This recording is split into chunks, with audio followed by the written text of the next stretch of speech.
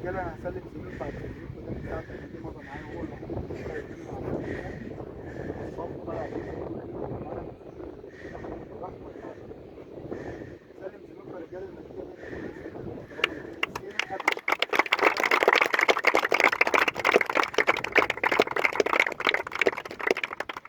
انا واثق ان الواد ده مش كلام والله.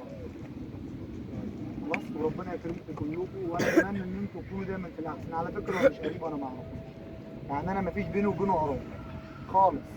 ده راجل جالي اختبارات ومضى معايا في النادي زي باقي الناس بالظبط، بس الفرق بينه وبين باقي الناس هو مش احسن منهم في حاجه، كلهم عندي واحد، لكن هو اكترهم استمراريه، اكترهم استمراريه داخل النادي وداخل القطاع. قعدت اللاعب ده مع ال 2003 لعب زيه زيهم ويمكن احسن منهم، وعلى قد الناس كلها، انا ما بقولش حاجه غريبه.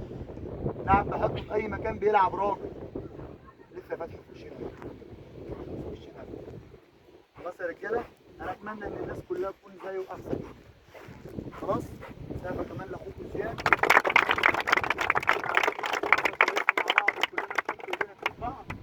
عشان نعمل حاجه السنه دي. انا شاب زيكم مش اكبر من حد. خلاص احنا كلنا هنا بنكمل بعض.